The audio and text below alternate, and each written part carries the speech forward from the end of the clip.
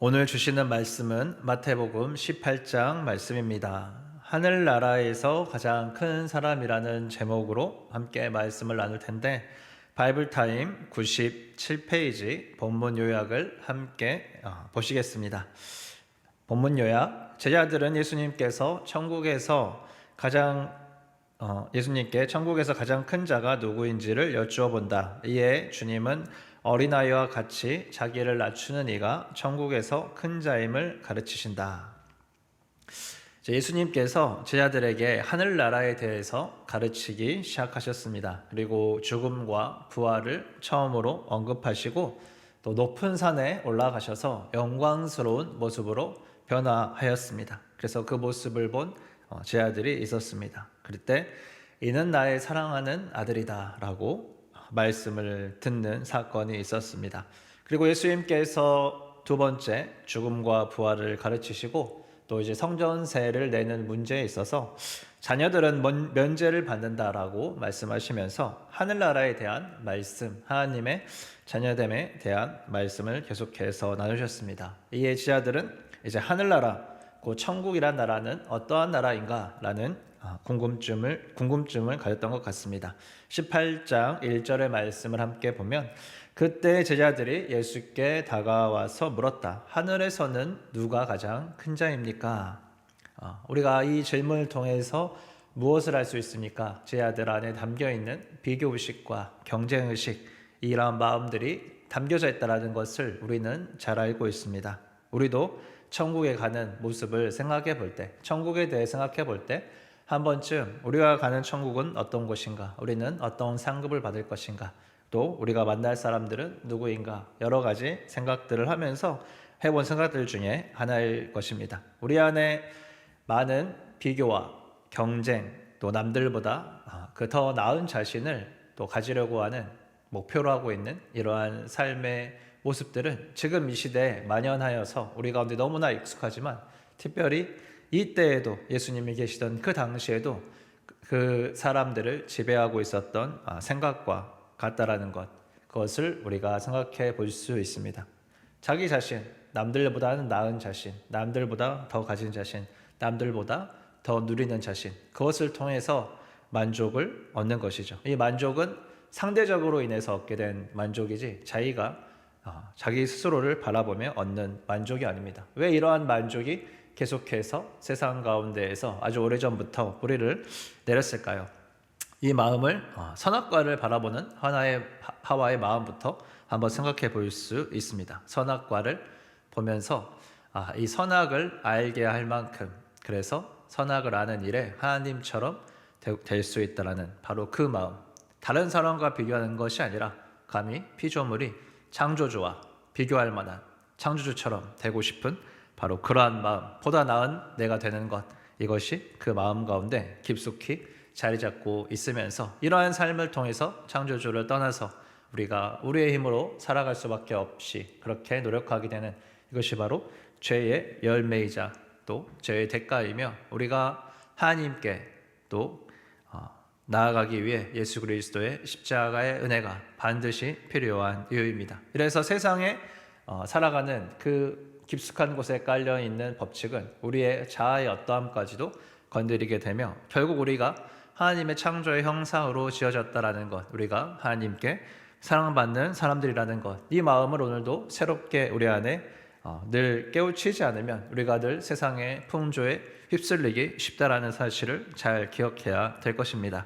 예수님께서 그래서 말씀하신 것이 무엇입니까? 너희가 그것을 묻느냐라고 이 질문에 대답하실 때 2절에서부터 4절 말씀을 보면, 어린아이 하나를 곁으로 부르셔서 너희가 진정으로 이 어린아이들과 같이 되지 않으면 결단코 절대로 하늘나라에 들어가지 못할 것이다 라고 말하면서 예수님께서 어린아이와 같이 자기를 낮추는 사람이 하늘나라에서 가장 큰 사람이다 라고 말씀하십니다. 중요한 포인트는 어떤 포인트입니까?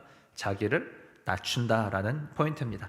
이것이 하나님 나라의 원칙입니다. 세상 사람들이 얘기하는 나 중심의 삶이 아니라 예수님께서 제시하시는 삶의 방식은 다른 방식입니다. 높아지려는 교만한 마음이 아니라 하나님으로부터 채워지는, 하나님만 높여드리는 겸손히 낮아지는 마음, 이 마음이 우리가 예수님께서 가지기 원하시는 바로 우리 안에 예수님께서 허락하신 바로 그 마음을 우리가 이 겸손한 마음이다라고 이렇게 생각해 볼 수 있겠습니다.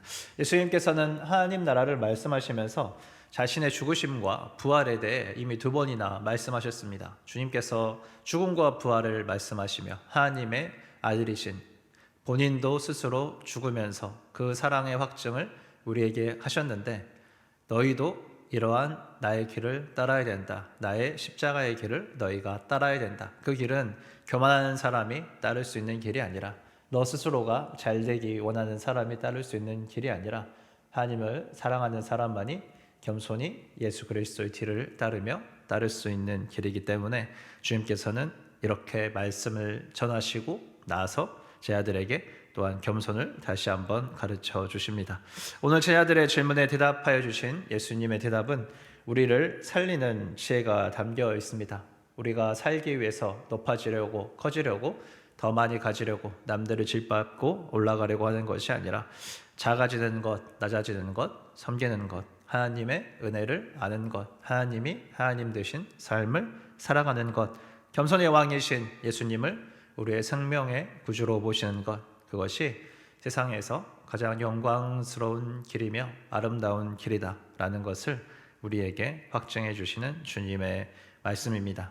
그렇게 주님은 말씀하셨습니다. 마가복음 12장 28절에서부터 31절 말씀을 보면 율법학자들 가운데서 한 사람이 와서 변론하는 것을 들었습니다. 예수님께서 그들이 대답하는 것을 보시고 물으셨는데, 모든 계명 가운데 가장 큰 계명이 무엇이냐라고 질문하시고 예수님께 질문했습니다. 그래서 이제 예수님께서 그 율법학자들의 이 대답을 질문 가운데 대답을 이렇게 하십니다. 첫째는 이것이다. 이스라엘아 들으라. 우리 하나님이신 주님은 오직 한 분이신 주님이시다. 내 마음을 다하고 내 목숨을 다하고 내 뜻을 다하고 내 힘을 다하여 너희 하나님이신 주님을 사랑하여라. 둘째는 이것이니라. 내 이웃을 내 몸같이 사랑하여라. 이 계명보다 더 큰 계명은 없다. 우리가 너무나 잘 알고 있는 계명입니다. 하나님께서 말씀하셨던 그러한 사랑의 법칙을 예수님께서 잘 정리해 주신 아주 간단하지만 아주 명확한 이 계명, 첫째, 둘째, 하나님을 사랑하고 내 이웃을 사랑하는 것, 이것이 우리에게 필요하다라는 것을 주님께서 알려주십니다. 이것은 다시 한번 말씀드리지만 우리가 할 수 있는 그 길을 걷기 위해서는 다만 필요한 것이 하나님을 하나님으로 인정하여 드리고 우리가 겸손히 주님을 사랑하며 그 길을 걸을 때 이것이 가능한 것입니다. 요한복음 21장 마지막에서도 이제 베드로가 어떻게 죽을 것인지 주님이 말씀하십니다. 그때 베드로의 반응이 재밌습니다. 나를 따르라 명하신 예수님께 베드로는, 그런데 예수님께서 사랑하는 제자 곧 요한은 어떻게 되는지를 묻습니다. 그때 예수님의 대답이 무엇입니까? 그것이 너와 무슨 상관이냐? 그리고 다른 사람과 비교하는 것이 아니라 자신이 받은 은혜를 잘 묵상하며 예수님의 말씀하신 길을 순종하며 따라가는 것이 중요하다라는 그것이 우리에게 제시된 것입니다. 이를 바탕으로 오늘 본문에 나온 말씀들을 살펴보기 원합니다. 하나님께서 우리에게 주시기 원하시는 것, 남들과 비교하는 것이 아니라, 남들과 비교해서 높아지는 것이 아니라 너에게 주어진 것, 너희가 가지고 있는 것, 너희가 섬겨야 될 것, 그것들을 바라보라는 것을 말씀해주고 있습니다. 첫 번째는 무엇이었습니까? 어린아이와 같이 자기를 낮추라 라고 말씀하시고, 두 번째는 예수님을 믿는 작은 사람들이 하나라도 걸려 넘어지지 않도록 죄를 조심하라는 것을 말하고 있습니다. 걸려 넘어지게 한다는 것은 무엇입니까? 우리의 죄의 영향력이 남을 넘어뜨리게 할 만큼 그렇게 큰 것이라는 것과, 두 번째는 내가 큰 자라고 생각하기 때문에 다른 사람에게 함부로 영향력을 끼칠 수 있다는 그러한 모습도 우리가 생각해 보아야 된다는 것입니다. 죄의 대가가 얼마나 무서운 것인가. 우리의 신체 하나하나를 포기하더라도 우리가 천국에 들어가는 것이 낫다라고 말씀하시면서 예수님의 그 생명을 다하여서 우리를 구원하셨던 주님의 그 가장 큰 사랑을 우리에게 알려주십니다. 그리고 이 작은 자를 업신여기지 말라고 하시면서 이른 양의 비유를 말씀하십니다. 우리가 이른 양의 비유를 생각할 때는 늘 잃어버린 영혼을 찾는다라는 것에 집중을 하지만 오늘 말씀은 그 잃어버린 영혼이 바로 어떠한 영혼인가? 굉장히 작은 영혼이다. 아주 작은 자다. 이 작은 자를 하나님께서 얼마나 크게 여기시는가? 이 작은 자가 돌아올 때 얼마나 하나님이 기뻐하시는가라는 것을 우리가 돌아보면서 우리 자신이 작은 영혼일 때 또 그리고 하나님께서 잃어버린 영혼을 찾을 때 얼마나 기뻐하시는지, 그래서 우리가 더 낮아지고 섬겨서 보다 이 땅에 작은 자들이 되어서 더 많은 사람들이 주님께로 올 수 있도록, 사람들이 우리에게 걸려 넘어지지 않고 하나님 나라, 우리의 왕 되신 주님만을 온전히 바라보며 나아갈 수 있도록, 그렇게 우리가 살아갈 수 있도록 말씀을 허락해 주십니다.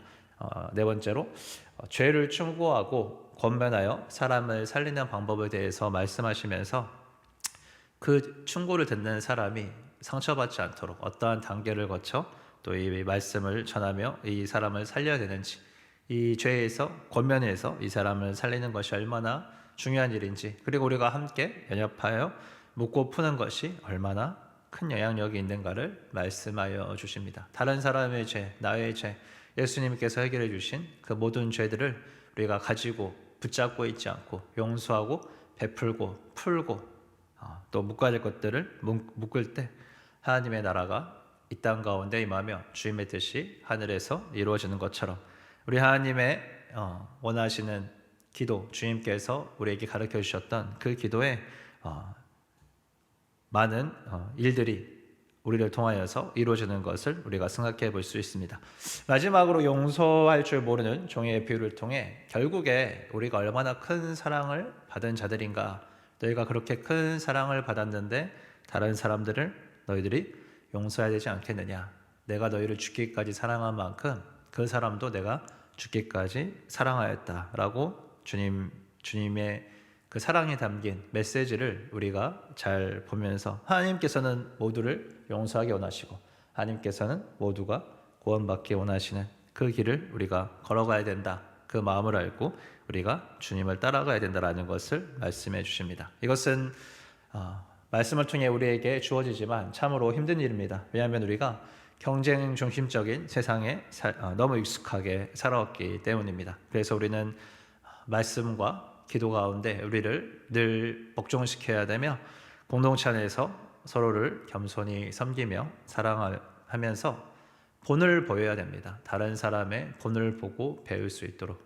다른 사람이 본을 보이지 않더라도 내가 먼저 주님의 말씀에 순종하며 그 선한 영향력들을 미칠 수 있도록, 그럴 때 우리가 이 말씀을 따라 살아가는 것이 너무 당연하구나 라고 서로를 격려하며 함께 이 길을 걸어가는 주님의 몸된 공동체로 세워질 수 있습니다.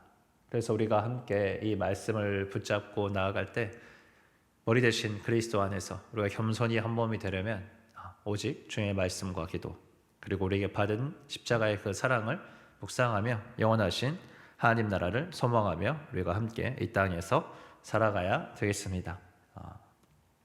사역자들의 삶도 마찬가지입니다. 말씀을 잘 전하고 싶고 또 이번 특별 새벽기도 때 우리 목사님들이 돌아가면서 말씀을 전할 때 저분은 또 저렇게 말씀을 전하시고 다른 분들은 또 이렇게 말씀을 전하시는구나 라고 보면서 나도 더 말씀을 더 잘 전하고 싶고 더 좋은 모습을 보여주고 싶다라는 그런 생각들이 사역자들 또 그 마음에도 있습니다.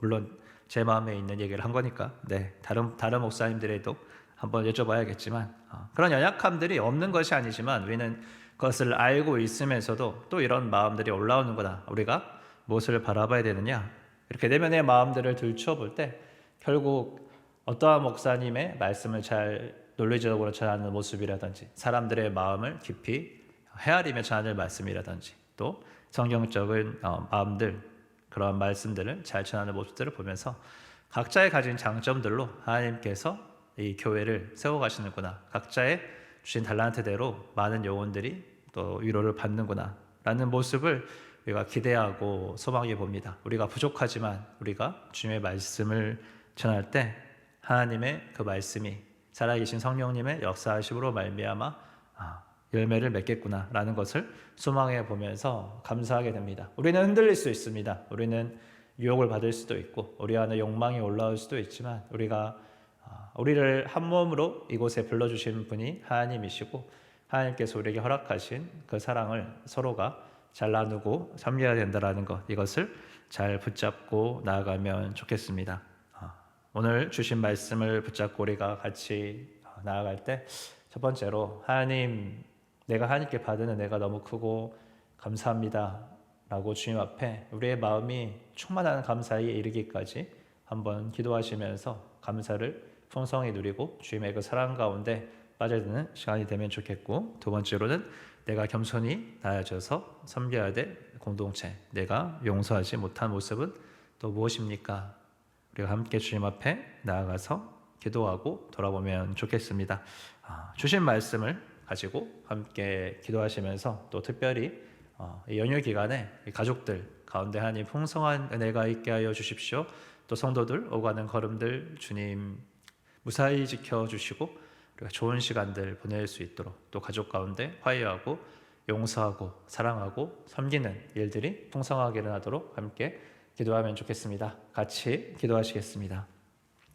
사랑이 풍성하신 아버지 하나님, 감사합니다. 우리 안에 참으로 세상의 것에 많이 찌들어서 익숙해져서 우리가 스스로 크고자 하고 우리가 생각한 것으로 하나님의 주님 판단하고 또 주님 하나님 나라를 기대하는 모습들이 있습니다. 하나님, 우리를 긍휼히 여겨주시고 하나님의 말씀에 사로잡혀서 예수 그리스도의 십자가의 은혜를 붙잡고 살아가게 도와주십시오. 오늘도 이 구원의 은혜가 너무 크고 감사해서 주님 앞에 엎드릴 수 있게 주여 도와주시고, 아버지 하나님, 주님께서 부르신 몸된 공동체 안에서 우리가 각자의 형상대로 서로 사랑하며 섬길 수 있도록 은혜 허락하여 주시기를 간절히 기도합니다. 특별히 연휴 기간에 있습니다. 아버지 하나님, 사랑하는 가족들을 주님께 올려드립니다. 주님, 복음이 필요한 자들에게 생명의 복음이 심겨지게 허락하여 주시고, 또 오가는 주님 이 모든 상황들 가운데 주님께서 안전하게 지켜주시고 가족들과 좋은 시간 보낼 수 있도록, 또 주님, 또 가족 가운데 가정 예배를 드리는 시간들이 있습니다. 주님, 충만한 은혜로